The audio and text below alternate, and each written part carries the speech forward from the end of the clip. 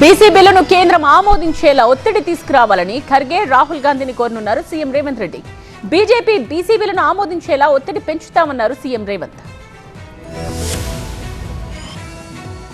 Telangana BC bill విషయంలో కేంద్రంపై ఒత్తిడి పెంచడమే లక్ష్యంగా ఢిల్లీలో పర్యటిస్తున్నారు ముఖ్యమంత్రి రేవంత్ రెడ్డి. గురువారం మల్లికార్జున ఖర్గే రాహుల్ గాంధీని కలిసి బీసీ బిల్లు విషయంలో మద్దతు తెలపాలని కోరుతామన్నారు. లోక్సభలో ప్రధాన ప్రతిపక్ష నాయకుడైన శ్రీ రాహుల్ గాంధీ గారిని, రాజ్యసభలో ప్రధాన ప్రతిపక్ష నాయకుడైన శ్రీ మల్లికార్జున ఖర్గే గారిని కలిసి కేంద్ర ప్రభుత్వం మీద ఒత్తిడి తీసుకొచ్చి తెలంగాణ రాష్ట్ర ప్రభుత్వం యొక్క బిల్లుల ఆమోదం కోసం పార్లమెంటులో కేంద్ర ప్రభుత్వం మీద ఒత్తిడి చేయడానికి విజ్ఞప్తి చేయాలని చెప్పి ఈరోజు కేంద్ర ప్రభుత్వం మీద ఒత్తిడి కోసం తెలంగాణ రాష్ట్ర ప్రభుత్వం తరఫున మేము ఇక్కడికి రావడం జరిగింది. బలహీన వర్గాల బిల్లుకు ఇండి కూటమి ఎంపీల మద్దతు కూడగడతామన్నారు ముఖ్యమంత్రి. సర్వేకి సంబంధించిన చేపట్టిన చర్యలను మొదటి రోజు నుంచి చివరి రోజు వరకు ప్రక్రియలో చేపట్టిన వివరాలను అన్నిటిని కూడా వివిధ రాష్ట్రాలకు సంబంధించిన పార్లమెంట్ సభ్యులకు వివరించాలని ఈరోజు నిర్ణయం తీసుకున్నాము. బీసీ బిల్లు విషయంలో బీజేపీ వితండవాదానికి దిగుతోందని విమర్శించారు రేవంత్ రెడ్డి.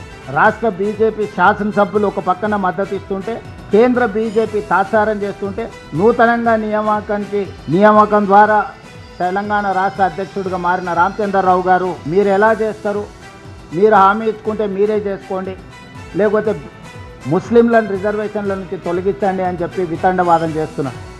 ఇవాళ బీజేపీకి ఒక రాజ్యాంగం, కాంగ్రెస్ పార్టీకి ఇంకొక రాజ్యాంగం లేదు. గుజరాత్, మహారాష్ట్రలో ముస్లిం రిజర్వేషన్లు అమలవుతున్నప్పుడు తెలంగాణలో రిజర్వేషన్లు అడ్డుకోవడంలో అర్థం లేదన్నారు రేవంత్. ఈరోజు గుజరాత్లో, ఉత్తరప్రదేశ్లో, మహారాష్ట్రలో 40-50 సంవత్సరాల నుంచి ముస్లిం రిజర్వేషన్లు అమలు జరుగుతున్నాయి. నిజంగానే మీరు ముస్లిం రిజర్వేషన్లను తొలగించాలి అని అంటే, తొలగించే ధైర్యం, చిత్తశుద్ధి మీకుంటే గుజరాత్ నరేంద్ర మోడీ పుట్టిన రాష్ట్రంలో ముస్లిం రిజర్వేషన్లు తొలగించండి. ఈ దేశ ప్రధానమంత్రిగా, పార్లమెంట్ సభ్యుడిగా ప్రాతినిధ్యం వహిస్తున్న ఉత్తరప్రదేశ్లో మీరు ముస్లిం రిజర్వేషన్లను తొలగించండి. బీజేపీ బీసీ బిల్లును ఆమోదించకపోతే తమ వ్యూహం తమకుందన్నారు రేవంత్ రెడ్డి.